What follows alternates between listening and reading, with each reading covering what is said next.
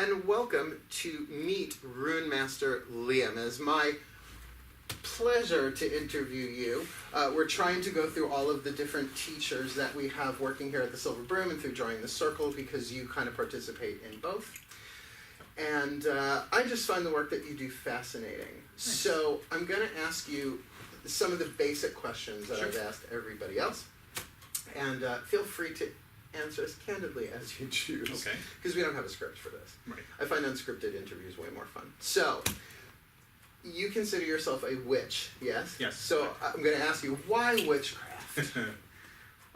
That's an interesting question. Yeah, of all of the different paths. Yeah, I tried them all, or most of them. I was raised Catholic, but I got better. So I hooked up with some Methodists and Baptists and tried all that various flavors of Christianity, and never quite got past the whole concept of the all-powerful sky daddy living up there and judging everybody. Mm-hmm. And if you don't do the right thing, you go to this awful place in burning hell and suffer for all eternity, but he loves you.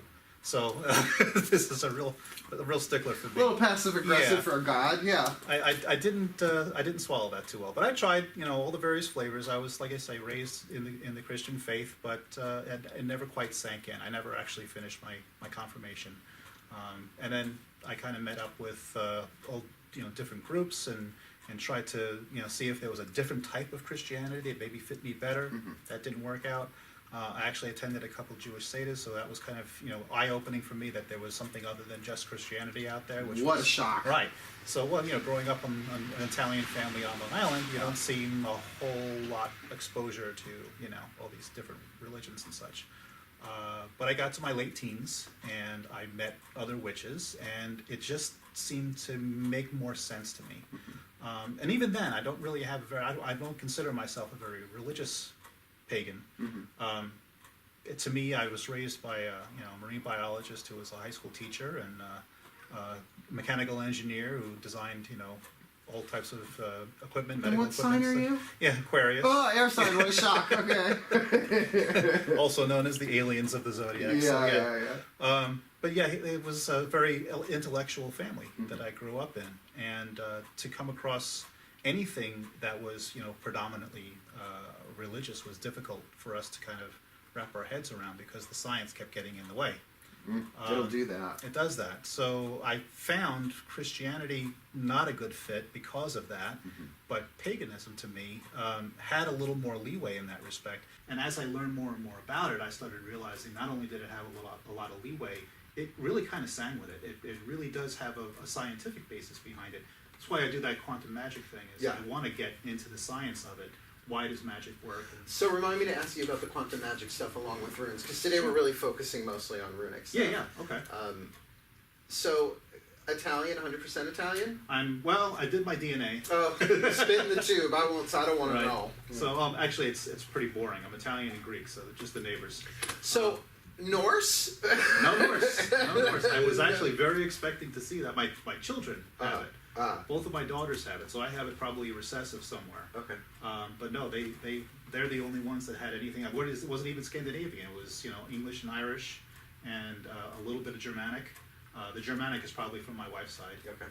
But then there's also we've got some Mediterranean, like in Morocco, and we've got parts of the Near East and such. Yeah. I find most of us on Long Island, and this is a huge blanket statement, but it seems to be we're all Euro mutts. True.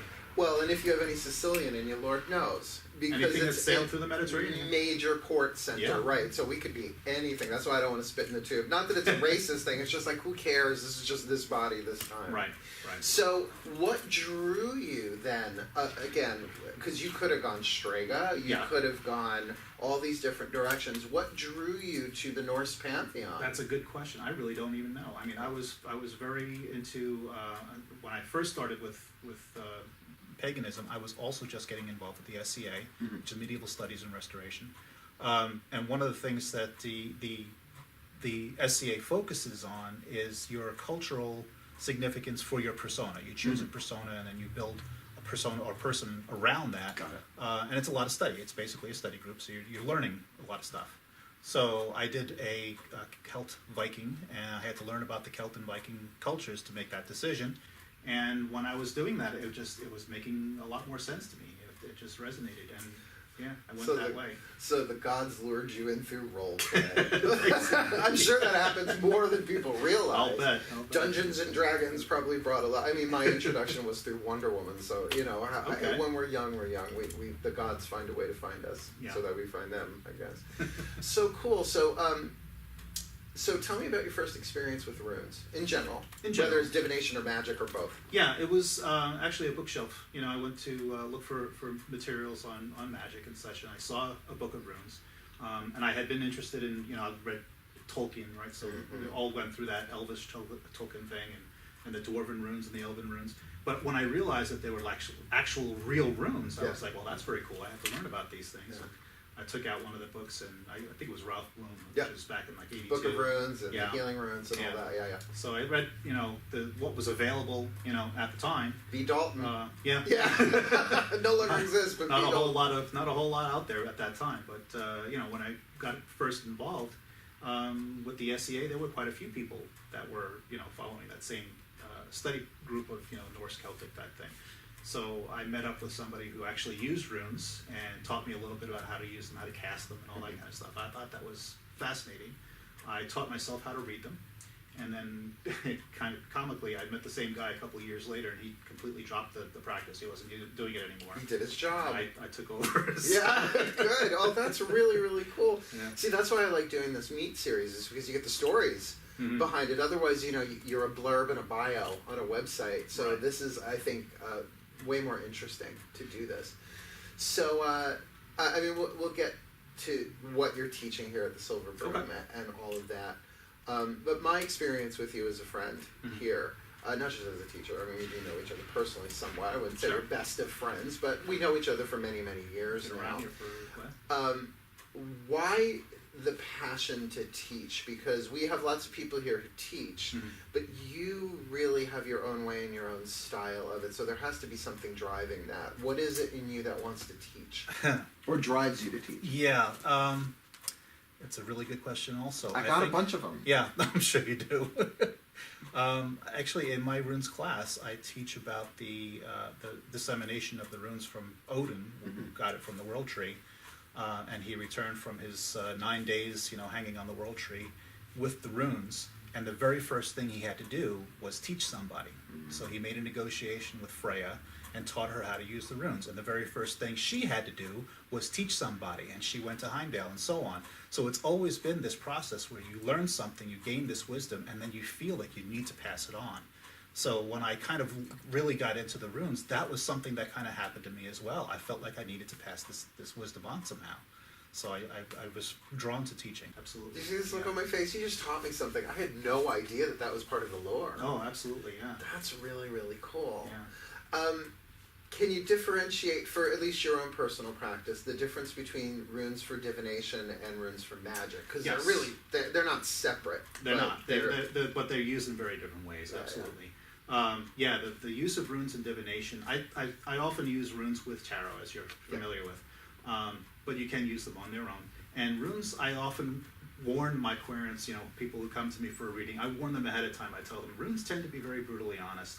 So I'm not going to sugarcoat, and I just hit you with it, whatever it is, right between the eyes. And if you don't like what you're hearing, just remember, it was your idea, to come to me for a reading. Don't blame the messenger. Don't blame the rocks. So I try to cushion that in that respect. But it really is a very upfront and honest kind of a reading, if you kind of understand it. And that's a lot of the reason why I teach as well, because a lot of people really don't quite get the whole concept of how you do divination with, essentially little stick figures and letters, and how they hold any kind of significance or magic.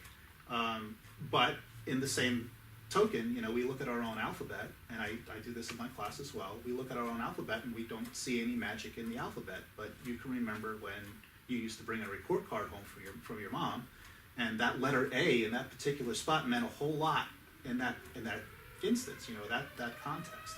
And the letter F meant something very different. And you had the same number of lines, right? 3 lines, they're just lines. And it's just a single letter, but it has significance, Cool. So it matters on how you take it by context. So no magic. See, because I studied It's so funny, you just said the Book of Runes before Ralph Blum. My mom gave me that for Christmas when I was like a teenager. And I ate it. I ate it up. I mean, tarot is my first divinatory language, but I really love them. Yeah. And then I started studying, through my traditional studies, runic magic. Right. And I won't say it scared the crap out of me, but I had a new respect for it. How these little stick figures could really fuck you if you didn't know what you were doing. And by the way, feel free to curse. This is drawing the circle. We're known for being potty mouths. So, just talk a little bit about your personal experience with runic magic, and then we'll talk about the workshops that you're teaching. Okay, cool. So, using when I do any kind of magic, and I have to go with the let's talk the interpretation, at least in my head, of what magic actually is. Okay. Good. So I kind of fall back on the Carl Sagan thing, where magic is just science we don't understand yet. I kind of have this appreciation for magic from, I guess, considering a scientific point of view, where it is, we talk about it in vibration and frequency, and we say that your thoughts and your feelings direct your experience, or they form your experience. And I'm often quoted saying, witchcraft is, you create your own reality. It's not a boast, it's a confession. We do it all. Yeah, we create everything about it. It's the good and the bad. So when I talk about magic with runes, what it is you're using these runes as tuning forks for your vibration and your frequency. Just as any other object of magic, you have a little cauldron sitting on the table. It's my coffee cauldron. The cauldron has a significance in magic. It has a certain purpose and meaning. But you have to actually know what that purpose and meaning is for it to have any power at all. Sure. It's got to be taken into context, just as any other object of magic is. I often use the example of a love spell. You're going to create a love spell. You might want to throw in a red rose, right? Because red roses resonate with magic. Resonate with love, and it's not a thing that we consciously say, well, some person came up one day and picked this flower and said, this means love, and the flower didn't say, I mean love. Hi. It was a collective eventual, acceptance, and you have to learn this process. It's not something that we come born with. It's not instinctive. Yeah. We're taught that this rose, this particular color of rose, the red rose, means love. And in other cultures, you can't really consider it the color. The color red in some cultures it does means love. In some cultures it means violence. You don't want that in your love relationship. You think of a rose; it's got thorns on its side. It's not comfortable. It's not nice to hold. That's not loving. And if you cut the rose and you put it someplace, eventually it's going to wither and die. You don't want your love to wither and die. So how did this all come about? So a very in-depth look at rose magic. Well, right let's. I'm trying to draw the analogy of putting it. stuff in your magic. And a rose, for a good example, using that as a love spell, because we associate it with love. It tunes your frequency a little closer to love. There's so much psychology in it. Yeah, and all of magic is very much like that. Well, your runes are 24 little tuning forks, each one with a different frequency and a different meaning. And when you bring those into your magic and you know what it means and you take it in context and you accept its value, now you're adjusting your frequency a little closer to whatever that thing represents. Okay, I do have a little bit of a out of the blue question about this. Might be a little controversial. Okay. Let me lean in for this. So give me the Barbara Walters moment. How do you feel about the blank rune? Controversial question. Yeah. Often called the weird. It's weird. The meaning that I've understood ever since the Ralph Blum books and little ceramic runes was that the weird is representing what cannot be known. Not just what is unknown, but what cannot be known. And my theory is, if I can't know it, why do you have to tell me that I can't know it? Well, it may keep you from smacking your head against the wall. Okay, I can see the analogy in that. But on the other hand, if it doesn't show up in the cast, I still don't know about it. That's true. So, it's really true. You've thought this through. I have, and I gave it a lot of time to kind of evolve in my head. So I don't use the blank rune. My theory is, if I can't know it, why should I look at it? But the other thing is, when you're casting runes and you drop them on the table, they're supposed to be symmetrical, top to bottom, front, side to side. They're supposed to be round or octagonal or whatever, rectangle rather. But they're not supposed to be discerned from top to bottom. So when you cast your runes, the ones that are face down, you don't read. So what do you got to do? Check each one to make sure they're not the blank. Right, which is the blank. That's a really good point. So I don't bother. Yeah. It's been so long since I've seen somebody actually cast runes, like Yeah. on a chart. I mean, I read so much stuff when I was a teenager and young adult that, you know, like with the circle with the little divisions in it and the different quadrants and stuff. Yeah. Like that was a pattern. I don't know how traditional that is, but it is something that I've seen. So do you use a kind of casting chart, or you just throw the runes? I often just throw the runes. What I'll usually do is I will imagine a space, you know, a circular space, and I will imagine a quartering of that space, a vertical line or horizontal line through the middle of this circle. And then when I cast the runes, if it falls outside of my visualized, you know, space, I'll say that's outside of my casting, I'm not going to use it. And I can be flexible with that. I use my intuition to say, okay, it's close enough or it's not close enough, whatever. And then I have this division in my head, and anything that's above is positive, anything below is negative, to the left is past, to the right is future. Very simple.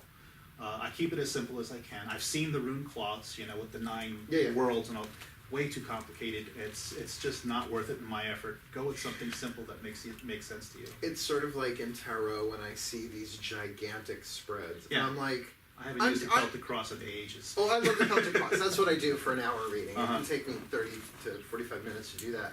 But I have to remind myself, it's like, I'm dealing with people who live on Long Island. Yeah. And people who are coming to me for help.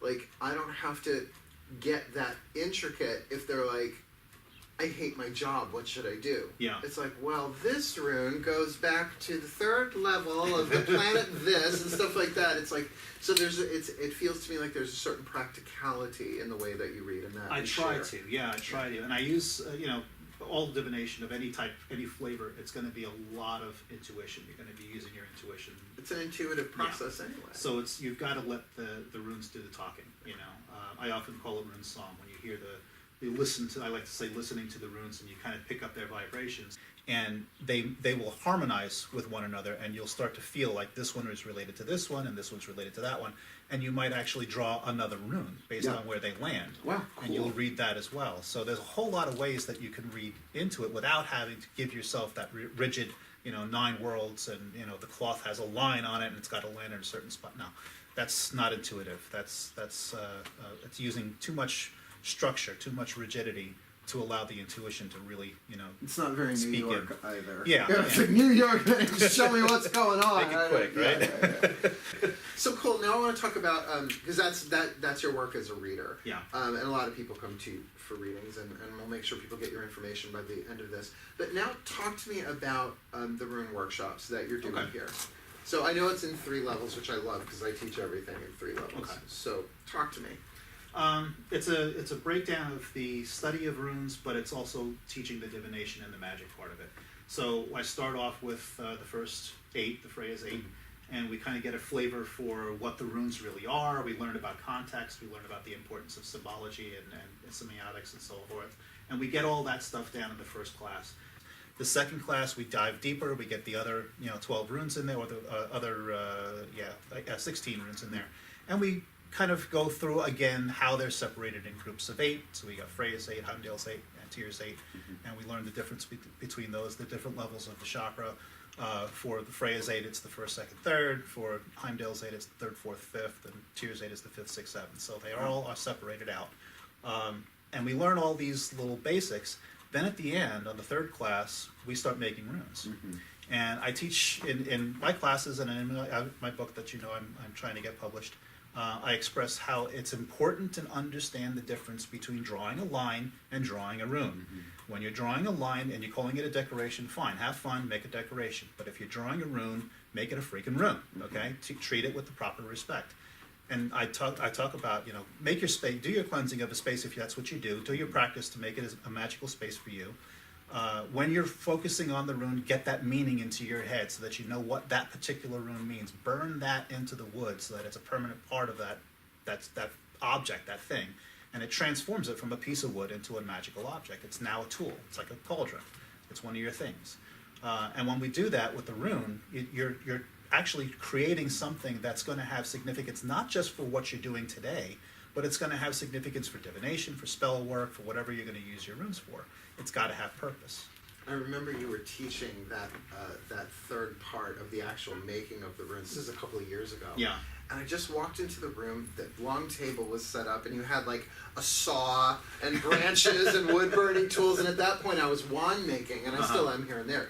But I was like, okay, it's time. He's doing his thing. Back up. Lyon's gonna make some runes tonight. So I think that that's like rare. Like, because I've seen, you know, you can look at Learning Annex and all of these things online. Well, you can't really take a rune making class online where it's hands-on practical, where someone's actually showing you how to do it. Right. So that is, I think, just a brilliant service to offer that people can make their own. Yeah. Because you never know whose hands those things have passed through before they get to you. And very often they're just made in, you know, a factory. Yeah. You know, there's no intent going behind them. And it's fine. I mean, you could still go to the store and buy yourself a set of runes and turn it into a functional set. Yeah, we've had them here, too. Absolutely, yeah. And there's nothing wrong with it. It's just, I find, like with anything in magic, if you do it yourself, it's got more significance to you, and it's more personal. Just like using a spell, you could get a spell out of a book, and sure, it might work, but it's much better to make your own because it's yours. It's like prayer. Like you often use that analogy that, you know, magic is prayer with props. When you're doing a prayer, you could do a canned prayer out of some book or something, or you can actually pray from the heart and say, "This is what I want." Which is what I have to do several times a day, just to keep balance and sane in this constantly changing world. Yeah. So I'm going to ask you another rune question. Sure. So feeding the runes. That is, okay. Now, I knew you'd know what it was. I didn't think I was going to surprise you on that, but that's something that, you know, blood has a lot to do with runes. Yeah. So, you know, some of these books that I've read, I won't name authors or titles or publishers, but it almost boils down to like party tricks. Yeah. Like pull this, pull that. But explain a little bit the importance and whether it's necessary to feed your runes and how. Okay. That's a complex question. It is, but it's worth it. And I do cover this in class as well. Staining your runes or blooding your runes is, I tell everyone up front, get used to it. Rune magic is blood magic. You know, it's not a question of if. But you don't have to open a vein to do this. Yeah. You know, I use one of those little things that they use for... The little lancets. Yeah, for diabetes testing, whatever it is, you know. So you just do a little prick on the finger, get a couple of drops of blood, that's plenty, you know. If you're blooding your runes for the first time, what I often do is I'll, you know, spread them out in groups of 12, and I'll have them all in order and everything, and I'll do the little thing and just, you know, quick dab, dab, dab, dab all the way along and get them all done. And then Amy came up with a terrific idea. She's like, if you don't want to, you know, actually stain the wood where you can see the blood on the wood, she says, you take a little bowl of water, squeeze a couple drops of blood in there, and give them a bath. That's you know. I was there when that went down the first time, I think. That was terrific. A long time ago, yeah. That was a great idea. So I passed that on. And I also tell people, I know there's a lot of people that will do magic, and they don't want to use blood for one reason or another, and that's fine. Okay, it's your magic. You do what you want to do with it. But do something that's going to be significant for the runes. I will often say use some dragon's blood. Yeah. Okay, it's got some value. It's got some significance. It's similar to blood in a lot of ways. Use it so that you can have at least something that will answer that question of how did you stain your runes. Yeah, but when it's your own DNA soaked into your runes, it's a totally different story. Absolutely. Another quickie. Which to you, personal preference, stones or wood?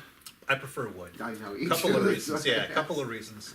Well, the wood, for one, I like doing the wood burning, which is just an art that I love. But also, when you're done with them, you know, taking a stone and burning it is not practical and not possible, really. You can, you know, unless you want to find yourself a volcano somewhere. No. Yeah, not lately. Yeah. So we could take a piece of wood and burn it. So what I often tell people is if you do your runes in wood or even paper, you know, I have a Post-it pad that's dedicated to just making runes, you know. So and this is something too that I express in my classes. When you're going to do something in anything really with magic, it's really got to be dedicated to the practice of magic. It doesn't get used for just anything. You're going to go out in the woods and you're going to find some wood for making your runes. Get yourself a saw that's just for making runes and use it for nothing else. And it should not ever have been used for anything else. Treat it like you would an athame. You know, it's going to be something that's specifically for making your magic. You mean you don't also use it to cut butter and butter your toast? Right. So and then, you know, also I use power tools, you know, but I'm not going to spend $500 on a table saw just to cut runes. So I will dedicate the blade to just making the runes. You know, that's what I appreciate about you as a teacher and as an Aquarius, because usually Aquarians have that big broad view, but you can be very, very detailed. and very specific. And I think that's what makes you a good teacher. I mean, every student that I've ever that has worked with you, that I've spoken to, because sometimes, you know, I'll run into them somewhere or even here, and I'll say, well, how did it go? And they're like, it was so good, it was so much. Yeah, and I like overloading people. It's like, okay, your conscious mind may not catch it all, but your subconscious mind will. Yeah. And particularly with a divination and a magical system combined. It's not an overnight thing. You're not going to learn it in 3 classes. Yeah. You got to study it afterwards. Cool, very cool. So I think my last question is, I'm going to ask you to do something that might be a little intimidating for you, but I think everybody's done it when I do these, is I want you to look at that camera and I want you to reply to someone who perhaps asks you, what should I know about runes and how can I, you know, should I get involved in this? Like the general question. So forget that I'm here. Imagine that camera is that person. Okay. And just give them like your spiel, your thing that you tell them for like a Rune 101 thing. Okay. I actually do have a Rune 101 chapter. So go for it. First thing you first have to know about runes is the question always comes up: how are runes magical, or how do you use these things for magic? And I'll tell you the very simple answer: they're not. Magic runes don't exist. You don't have magic in these little lines. They're not magical. The person who's using them, that's where the magic comes from. The runes are the tools for the magic. They are not the source of the magic. So Runes 101, runes are not magical. The witch is magical. The runes are your tools for the witch. That's the first part. Why do you want to use the runes? Well, again, they're tuning forks. They're tools to be used or not. You can choose to use them or not, but they are effective if you understand what they mean. I often use the example of a stop sign. If I showed you a stop sign, I show this in class, I show you a stop sign in Chinese, you won't understand what that word means, but you do get the idea because of the big red octagon. You know, you understand what the symbol means. The same idea with the runes. You don't really have to understand the source, the history, the lore of the rune. You just have to understand what it means, what its symbol is. And after that, it's basically looking at a symbol, looking at a stop sign, or I like to use a skull and crossbones. You know, you look at a skull and crossbones and somebody says, well, that's poison. You put that on the side of a bottle, it's poison. Okay, it's true. Put that same symbol on a black flag and it means pirates. Mm-hmm. You know, it's the context of the symbol, not just the symbol. When you're taking runes into consideration, where you see it, how you see it, the context of the rune is vital. So why should you learn runes? Because you're going to be seeing the symbols in your life. You're going to be, not necessarily the runes, but all kinds of symbols. And understanding what symbols mean and how they influence your reactions or how they influence your feelings and emotions is vital to how you can use them or be used by them. And you want to be able to have more control that rather than less. That's what the runes are for. Make sense? Yeah, really, really good. Now I have one more question. I don't know if you'll be able to answer it because it's proprietary information, but can you talk a little bit about your book? I probably can, because it's not happening just yet. Okay. Yes, I've written a book that I call Rune Elements, and it is looking at the elemental aspects of each of the runes. And the reason I did that, I do a lot of readings with tarot, and tarot, as you know, have a lot of elemental. Each of the suits is an element. The swords are air, the wands are fire, and so on. So when I break down the runes and I use the runes with the cards, I often say that the cards are like looking at your scenes in the movie, but with the sound off. Okay, you get the action, you can see what's happening, but you really don't get the dialogue. The runes fill in the dialogue. They tell you what's actually being said or what's actually being done in that picture. So I love using the example of the four swords, which you're familiar with. It's the tomb with the swords hanging over it, and it represents this going into your dark space and doing some thinking and doing some soul searching and taking a moment to assess and see where you stand. But it's basically shut out the outside world and do some internal thinking. But about what? What's the internal thinking supposed to be about? So you draw a rune, and we'll just pick Feyu because it's the first one. So you pick Feyu, which is it's like the dollar sign, right? It's like the Norse version of the dollar sign. So it's about money, it's about finances, prosperity, that kind of thing. So what should you be going into your little dark space and thinking about? You should be thinking about your financial future. So this is kind of a more focused understanding of not just what the card means, but also what the rune means. And they use each other to become more specific. I am totally going to use that when I get home, because I've got a set at home, but tarot is just that's what I do for a living. Sure. So this is very, very interesting, and I will say exciting. Like, I learned some shit today. You know, and that's the thing about, particularly here at the Silver Broom, is we know that once we're done learning, we're done. Like, you never stop. Right. And as a witch, The next thing. alchemizing the knowledge into wisdom is the tricky part, because Yeah. anybody can read a book, anybody can take a class. So, is there anything else you'd like to say as a closing before we sign off? I don't think so. I think we've covered a lot of stuff. We did. A very Yeah. short amount of time, we covered a lot of stuff. Yeah. So I want to thank you very, very much for Thank coming you. in and doing this. It took us a little while to get our schedules together with That the happens. holidays and all that crazy. Sure. And I'm really suggest that people check out his Runic Workshops. We've got one coming up in a couple of weeks, but since this will be going on YouTube and Vimeo forever, that absolutely drop us a line at drawingthecircle@gmail.com. Is there any contact info you would like to put out there at this point? Yeah, I do have a couple of websites if you're interested in learning a little bit more about runes. There's the Lyons, for instance, Runemaster, and there's a website or a Facebook page for that. And I do have a Facebook page for quantum magic, which is a different subject, but it also balances a lot with what we discussed today. Well, we'll meet again and do that, because runes, I mean, the quantum fascinates me, but I'm no quantum physicist. Neither Once am you I. bring math into it, I'm like, oh, make it go away. But we'll sit and do this again on that particular subject, because runes, I think, really speaks to the pagan. Yeah, right? absolutely. To the witch, to the magical, Mhm. and the quantum really, I think, speaks to the thinker, Yeah, the the scientist, intellectual. Different sides of the brain, Right. kind of, sort of. Yeah, left and right. Yeah, so thank you so much for coming in and doing Thank this you for today. having me. And thank you so much for watching. And if you have any questions, comment below. Drop us an email. If you want to connect with Liam directly, I will connect with you. You can add me on Facebook, and then I'll connect you with them. Other than that, thank you so very much. Thank you so very much. And this is how I've been signing off lately. Hail, farewell, and blessed be. Ciao. Bye. Wave to the camera.